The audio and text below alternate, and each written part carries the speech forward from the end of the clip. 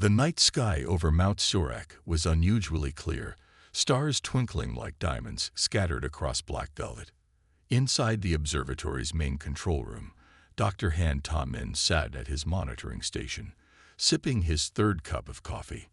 The clock on the wall showed 2:45 a.m., and the quiet hum of equipment filled the air. Everything changed when the first readings appeared on his screen. At first, Ta-min thought it was a glitch. The energy signatures were unlike anything he'd ever seen. He adjusted his glasses and leaned closer to the monitor, his coffee forgotten. "Professor Lee," he called out, his voice cracking slightly. "You need to see this." The readings grew stronger. What started as a small blip on the edge of their detection range was now expanding rapidly. Multiple objects, moving in perfect formation, were entering the solar system. Their speed and trajectory made it clear these were not natural phenomena. Ta-min's hands flew across the keyboard, running every possible analysis. The computer struggled to keep up with his commands as more data poured in. Behind him, other team members began gathering, their whispers filling the room with nervous energy. "Call the military," Professor Lee ordered, his face pale under the blue light of the monitors. Now, at exactly 3:00 a.m., Chief Military Advisor Kim Do-young was awakened by the sharp ring of his secure phone. He listened silently to the report, his expression growing darker with each passing second. By the time he reached the command center 20 minutes later, the situation had escalated beyond their worst fears.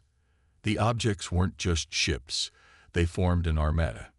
Massive vessels, each larger than Earth's biggest cities, moved with precise coordination.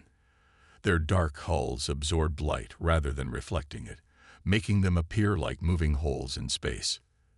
Then came the transmission. It burst through every communication channel, overriding all security protocols. The message was in perfect English, but the voice that delivered it was anything but human. Deep, resonating tones filled with authority and disdain echoed through speakers worldwide. "People of Earth, hear the words of the Draconian Empire. Your planet has been marked for integration into our domain. Resistance is not advised. We are many, you are few. We are strong, you are weak. Accept your place in our empire, and your transition will be peaceful." In the observatory, Ta-min watched as the holographic display showed the true scale of their situation. Hundreds of ships, arranged in a formation that resembled a massive arrow pointed directly at Earth. Each vessel carried enough firepower to level continents. The United Earth Defense Council's emergency session began within the hour. Virtual avatars of world leaders and military commanders filled the secure conference space. Arguments broke out immediately. Some advocated immediate surrender. Others called for a fighting response, despite their obvious technological disadvantage. Through it all, Park Jae-ho, Earth's Security Commissioner, sat quietly in his Seoul office, watching the chaos unfold. His calm demeanor drew curious glances from his staff. While others showed fear or anger, Jae-ho's expression remained neutral, almost knowing. "Sir," his assistant whispered, "shouldn't we be more concerned?" Jae-ho smiled slightly, his eyes fixed on the holographic display of the approaching fleet. "Tell me," he said softly, "when a spider builds its web, does it hang warning signs for its prey?" Back at Mount Surak, Ta-min noticed something odd about the data.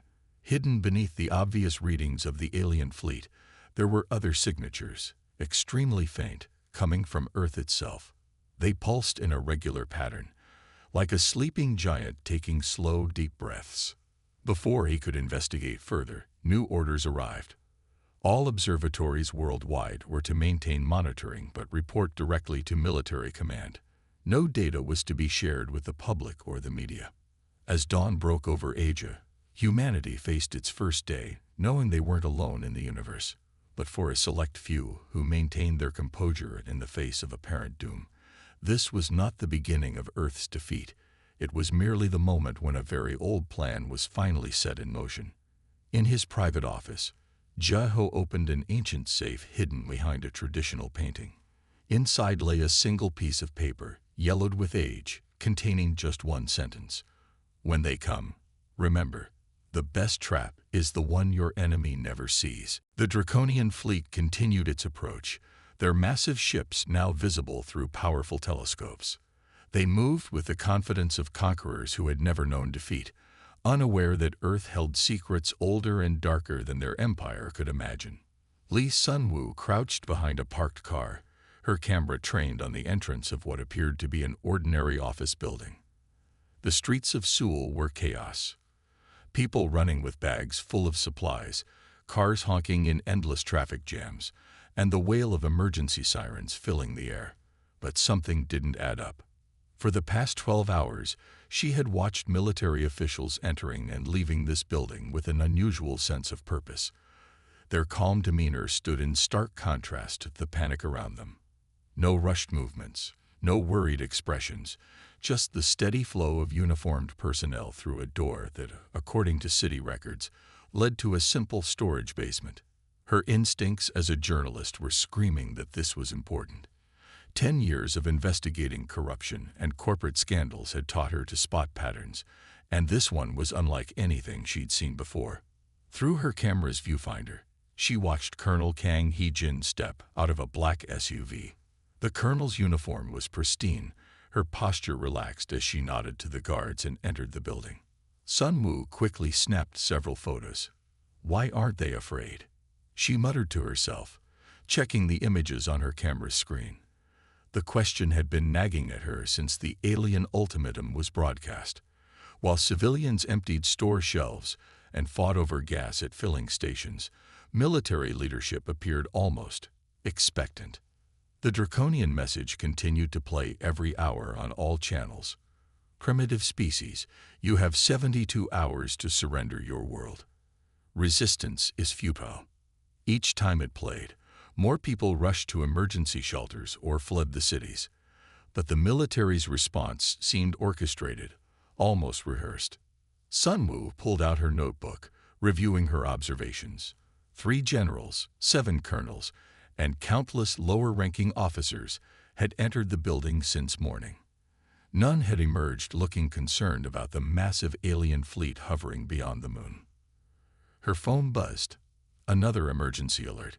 65 hours remaining until the draconian deadline. She ignored it, focusing instead on a delivery truck that had just arrived.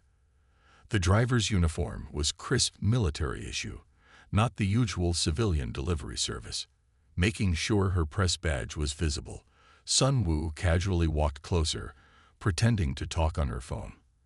The truck's manifest clipboard was visible through the window. The paper was marked with symbols she'd never seen before. Deep beneath the building, Director Choi Yun-seo stood in a vast chamber that hadn't seen light in centuries. Ancient machines hummed to life around her, their surfaces covered in the same strange symbols Sun Woo had glimpsed on the manifest. Status report, Yun-seo commanded, her voice echoing off metal walls that seemed to absorb light rather than reflect it. All systems responding, Director, a technician replied. The awakening sequence is proceeding as planned. Facilities in all 7 continents report similar progress. Yun-seo nodded, watching as geometric patterns began glowing on the chamber's walls. Their ancestors had built well, hiding their greatest achievements in plain sight, disguised as natural formations and ordinary buildings. Back on the surface, Sun Woo had made a decision. She slipped through a service entrance, using the skills that had won her multiple investigative journalism awards. The basement level seemed normal at first, storage rooms, maintenance equipment, nothing unusual. Then she found the elevator that shouldn't exist. It was hidden behind what appeared to be a solid wall, only visible because she happened to see Colonel Kang using it earlier. No buttons, no call panel, just a smooth metal surface that somehow knew who was authorized to use it. Sun Woo was so focused on the hidden elevator that she didn't hear the footsteps behind her until it was too late. "Impressive work, Ms. Lee," a voice said calmly. She turned to find Colonel Kang watching her with an amused expression. "Though I should expect nothing less from someone who exposed the central bank scandal last year." Instead of calling for security, The colonel studied Sun Wu thoughtfully. "Tell me, what do you think is happening here?" "You're not afraid of them," Sun Wu replied, deciding honesty was her best option. "None of you are, which means either you've all lost your minds, or you know something the rest of the world doesn't." Colonel Kang smiled. "Follow me, Ms. Li. Since you've come this far, perhaps it's time you learned why we're not afraid of our visitors." She placed her hand on the smooth metal surface, and the hidden elevator doors slid open silently.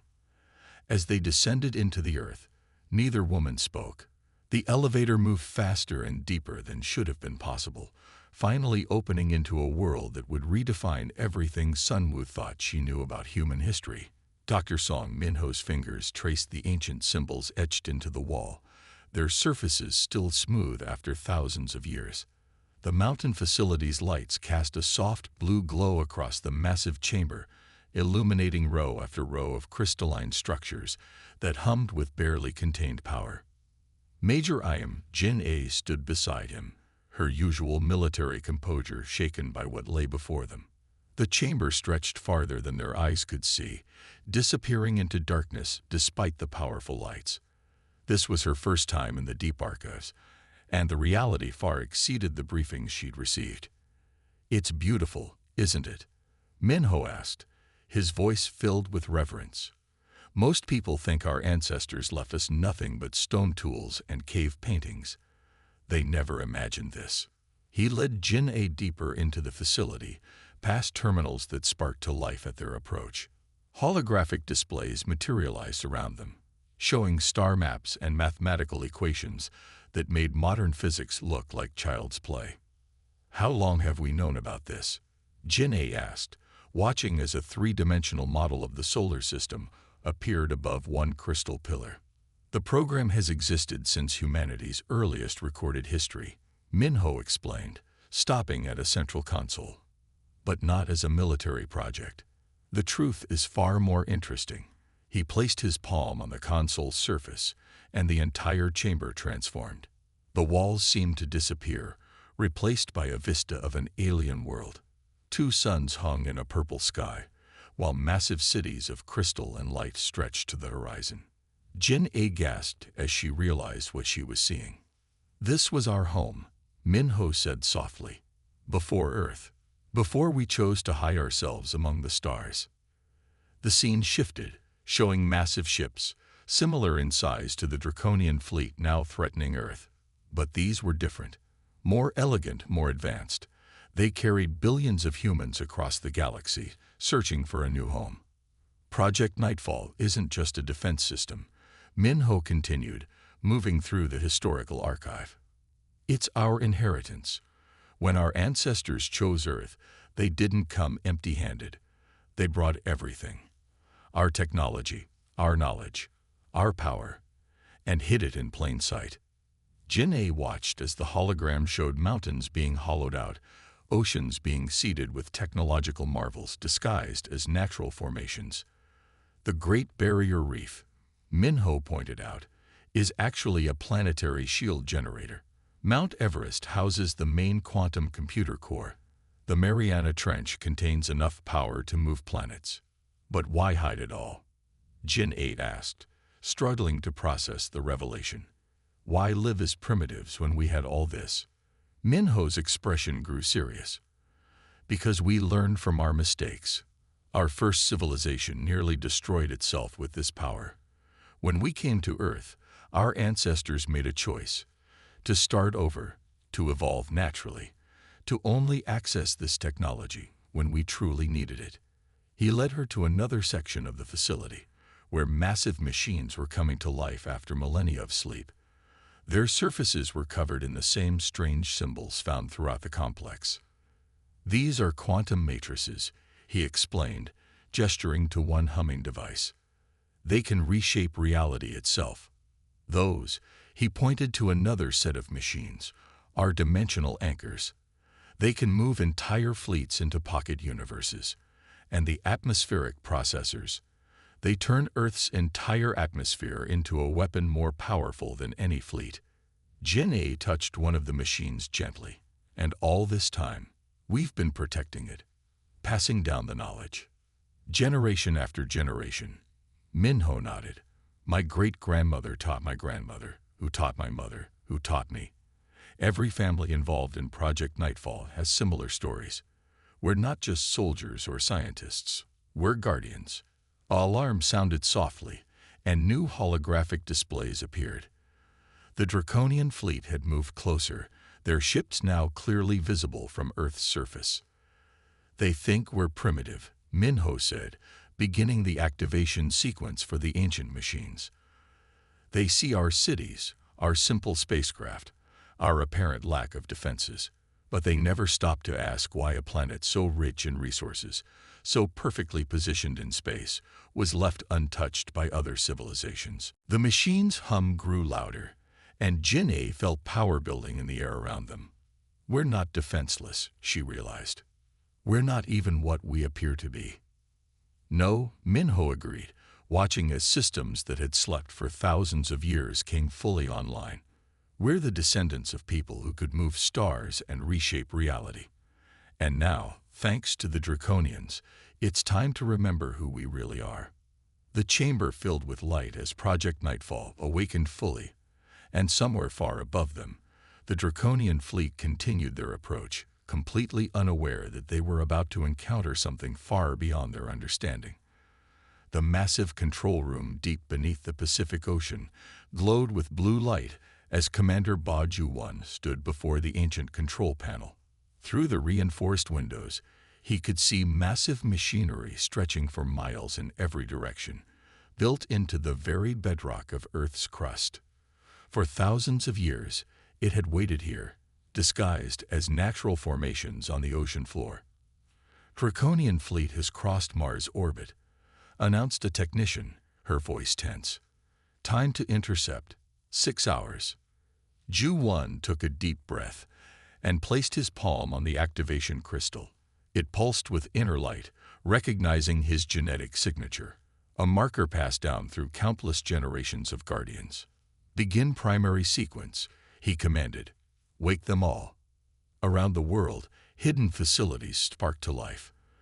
In the Himalayas, massive doors of stone ground opened for the first time in millennia, revealing crystalline arrays that rose from their ancient slumber. Beneath the Sahara, vast chambers of technology began their power cycles.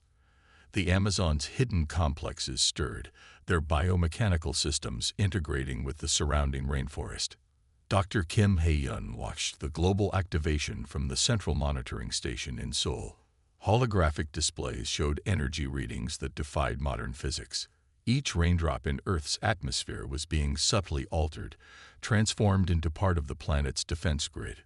Every gust of wind carried quantum particles that could be weaponized in an instant. It's beautiful, she whispered, watching the planet come alive with power that had laid dormant for so long. The assembled world leaders, watching through secure feeds, stared in disbelief as Hae-yun explained what they were seeing. Most of them had only learned of Project Nightfall's existence hours ago, when the Draconian threat forced the revelation of humanity's greatest secret. What you're seeing is our true inheritance, Hae-yun explained, gesturing to the displays. Earth isn't just our home. It's the most sophisticated defensive system ever created. Our ancestors didn't just settle here. They transformed the entire planet into a weapon. In the Pacific facility, Ju-1 monitored the awakening process. Ancient machines larger than cities were rising from the ocean floor, their movements causing minor earthquakes that were dismissed by the public as pre-invasion tension. Commander called out his second-in-command. The Mariana arrays are online. Quantum grid is stabilizing. Ju-1 nodded, watching as more systems came online. Each one had been disguised as a natural formation. Submarine trenches, underground rivers, mountain ranges. Now they were revealing their true nature. Back in Seoul, Hae-yun continued her explanation to the world leaders. The atmosphere itself is our first line of defense. Every weather pattern can be controlled. Every molecule of air can be transformed into a quantum barrier. The Draconians think they're approaching a primitive world. They don't realize they're flying into the most sophisticated trap ever created. On screens worldwide, the alien fleet appeared as a mass of dark shapes against the red surface of Mars. Their confidence was evident in their formation. They weren't even trying to hide their approach. "Energy grid at 60% and rising," reported a technician. "Atmospheric processors are accepting quantum calibration." In the Himalayas, the crystal arrays rose higher, their surfaces catching the sunlight and transforming it into power that defied measurement. Monks in nearby monasteries smiled knowingly. Their orders had helped guard these secrets for generations. He-Yun touched a control, bringing up a new display. "Watch," she said to the leaders. A small test pulse rippled through Earth's atmosphere. On the screens, a tiny asteroid approaching Mars suddenly vanished, transferred to a pocket dimension by the planet's defensive grid. "That was less than 1% of the system's power," she explained. "When fully activated, we can affect objects as large as moons." Ju-Won's voice came through the communication system. "Pacific arrays are fully online. Connecting to the global grid now." The room hummed with power as systems that hadn't worked together for thousands of years synchronized. In orbit, satellites detected energy readings that made their sensors malfunction.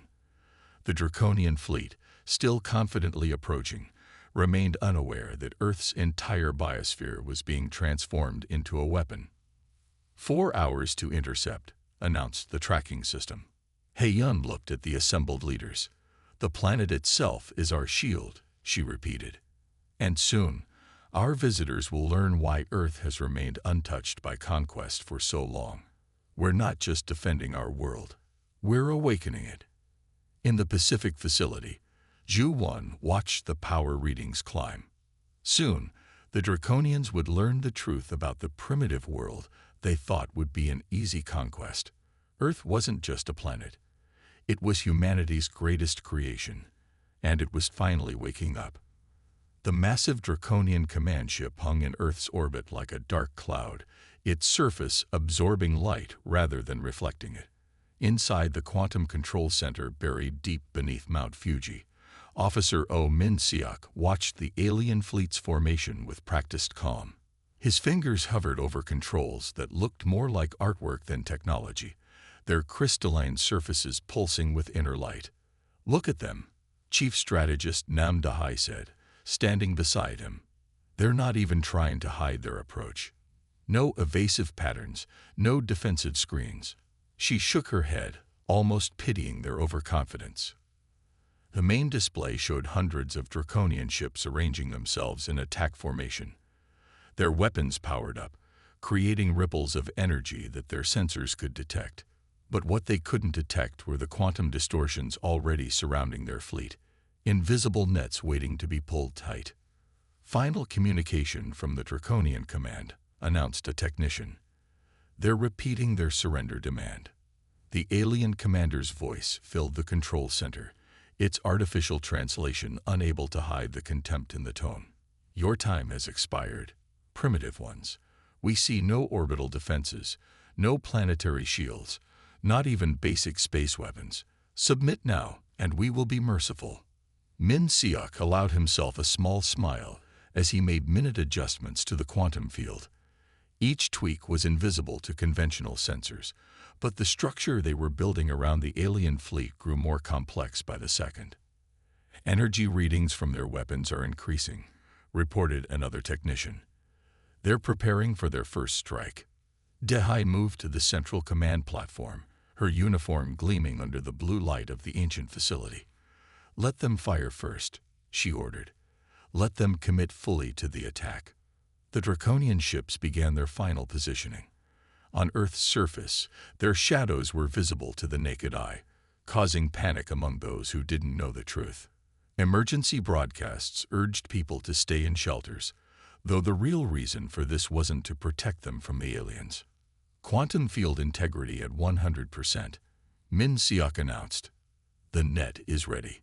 Through the facility's superior sensors, they could see the alien crew members moving about their ships, probably already celebrating their easy victory. Their scans of Earth showed only primitive satellites, basic radio communications, and no signs of advanced technology.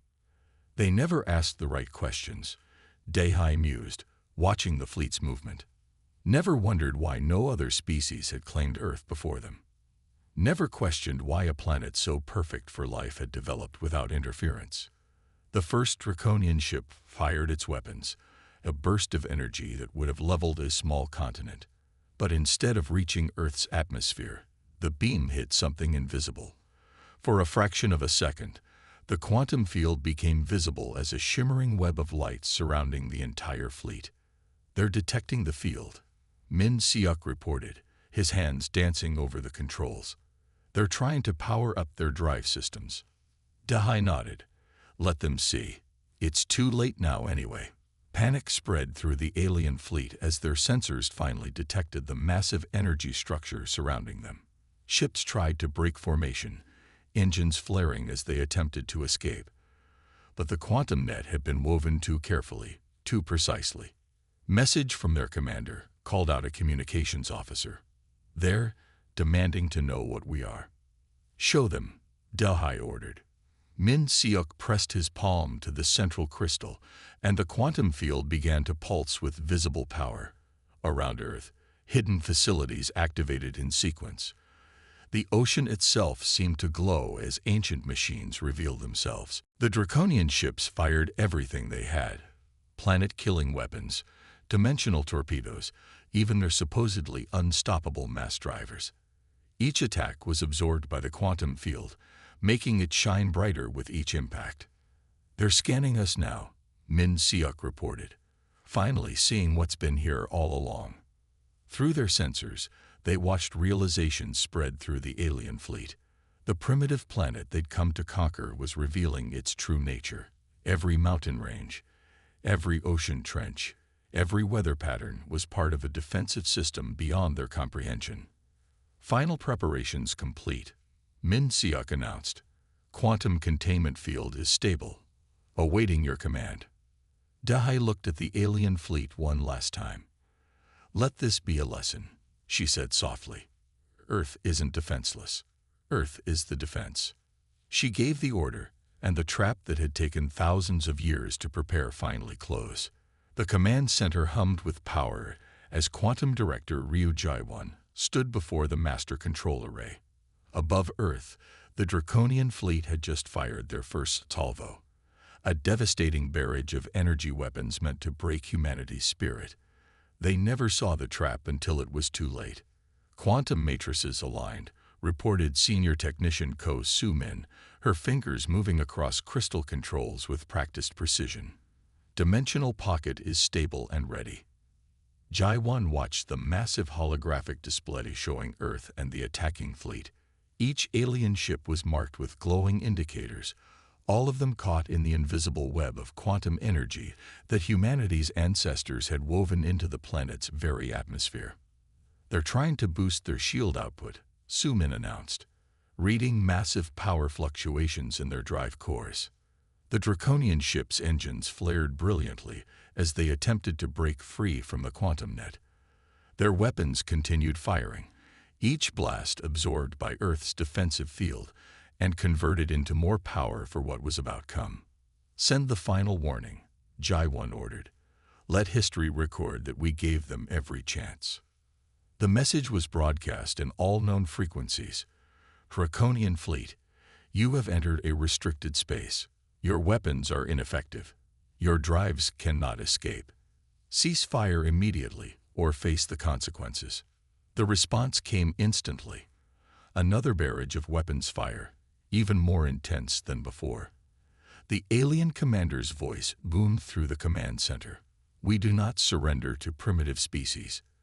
Your tricks cannot save you." Jaiwon nodded slowly. "Very well. Initiate dimensional transfer. Full power." Soo-min's hands danced across the controls, activating systems that had waited millennia for this moment. Around Earth, hidden facilities burst into life. The atmosphere itself began to shimmer with visible energy as quantum particles aligned. "Transfer field at maximum charge," Soo-min reported. "Dimensional pocket is ready to receive." Above them, the Draconian fleet finally realized something was wrong. Their sensors, previously blind to Earth's true nature, suddenly detected energy readings that shouldn't have been possible. Ships tried to break formation, their engines straining against the quantum web that held them. "What are you?" The alien commander's voice had lost its arrogance, replaced by growing fear. "This technology, it's impossible." Jai-1 touched the master control crystal. "Execute transfer." The air around the draconian fleet rippled like heat waves over desert sand. Space itself seemed to fold, creating patterns that hurt the eyes to look at.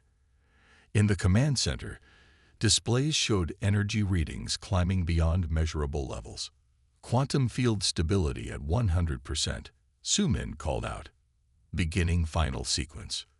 The alien ships fired desperately now, their weapons at full power. But each shot was caught in the quantum distortion, adding more energy to the transfer field. Their own attacks were helping to power their removal. "Impossible." The alien commander's final transmission filled the command center. "What are you? How can primitives possess such?" The message cut off as the transfer field reached critical power. In an instant, the massive draconian fleet, hundreds of ships, thousands of crew members, enough firepower to destroy a dozen worlds, simply vanished. Sumin checked her readings carefully. Transfer complete. All targets successfully moved to containment dimension. Quantum field is stable. The command center erupted in quiet celebration. Thousands of years of preparation, generations of secrecy, all leading to this moment. Earth's first true test of its ancient defenses had been perfect. "Status of the pocket dimension?" Jai-1 asked, maintaining his professional composure despite the victory.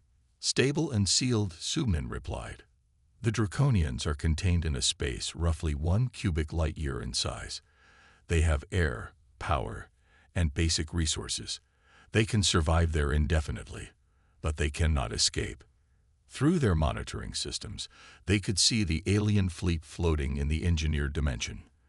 The ships were undamaged, but completely powerless. Their weapons and drives would never work in that carefully crafted space. "Send them the final message," Jai-1 ordered. Sumin transmitted the prepared statement. "Your fleet is contained, not destroyed. You will be released when you agree to recognize Earth's sovereignty and sign a non-aggression pact. Take time to consider your situation. We can wait." The response was immediate. Threats, demands, promises of revenge. But beneath the bluster, there was fear.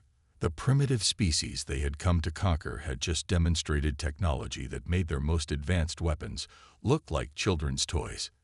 "Power down the transfer systems," Jai-1 ordered. "Maintain dimensional containment at standard levels." As the ancient machinery cycled down, Sumin allowed herself a small smile. Somewhere in the contained dimension, the Draconian commander was finally asking the right questions. Why had Earth seemed so defenseless? How had they hidden such power? And most importantly, what else were they hiding? The grand auditorium of the United Nations fell silent as Dr. Yang Haijin took the stage. The world's attention was fixed on this moment, the first public revelation of humanity's true history. Behind her, a holographic display showed images that would forever change how humans saw themselves and their place in the universe. "What I'm about to share has been protected by dedicated families for thousands of years," she began, her voice steady despite the weight of the moment. "The truth about our origins, our purpose, and our destiny." The first image appeared, a star system with 2 suns, orbited by crystal cities that defied imagination. The assembled world leaders leaned forward in their seats, witnessing humanity's true birthplace for the first time. "We did not evolve on Earth," Haijin continued. "Our ancestors came here, fleeing a war that had consumed 1,000 worlds. They were weary of conflict, tired of seeing their advanced technology used for destruction. They chose Earth not just as a refuge, but as a chance to start again." Security Chief Moon Taeyong watched from the side of the stage, coordinating with his team as they managed the global broadcast. Every television channel, every streaming service, every communication platform carried this historic moment. The holographic display showed massive ships, far more advanced than the draconian vessels, arriving at Earth thousands of years ago. It showed how they transformed the planet, weaving quantum technology into its very nature, hiding their greatest achievements in plain sight. Our ancestors made a choice, Hai-Jin explained, to live simply, to develop naturally, to keep their power hidden until it was truly needed. The great monuments we thought were built by primitive tools. They were markers, focusing points for the planetary defense system, the myths of gods and magic, memory fragments of our true capabilities. In the audience, world leaders watched in stunned silence as she revealed how every major geographical feature, from the Mariana Trench to Mount Everest, was part of an integrated defensive system beyond current human comprehension.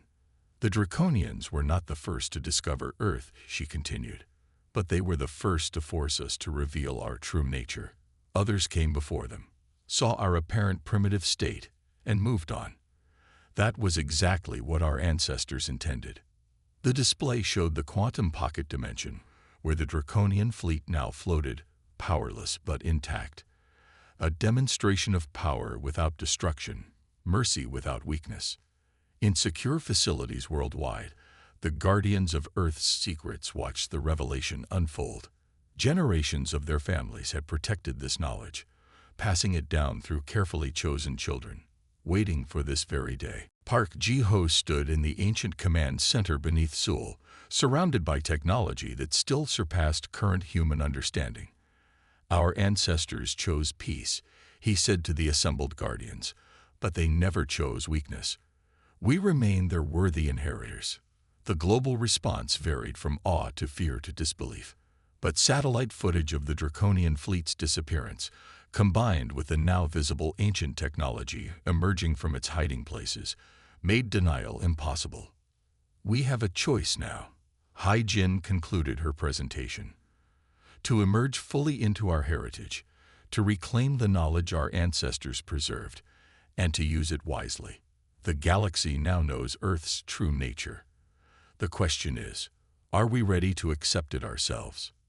The days that followed brought rapid changes. Hidden facilities worldwide began sharing their secrets. Children of guardian families stepped forward to teach others about the technology they had protected for so long. The remaining Draconian Empire, receiving proof of Earth's true capabilities, quickly sued for peace. Other alien civilizations, previously dismissive of Earth, now sent diplomatic envoys with unprecedented haste. In the Quantum Command Center, Tai-Young watched the global reactions on multiple screens. How long do you think it will take? He asked Ji-ho. For humanity to fully understand what we are. Ji-ho smiled, touching a crystal control panel that hummed with power older than human civilization. We have time, he replied. Our ancestors gave us everything we need, both the power to defend ourselves and the wisdom to use it properly. The rest is up to us. The age of pretending to be primitive was over. Humanity could finally begin the journey of remembering who they truly were, not just survivors, but inheritors of a legacy that spanned the stars themselves.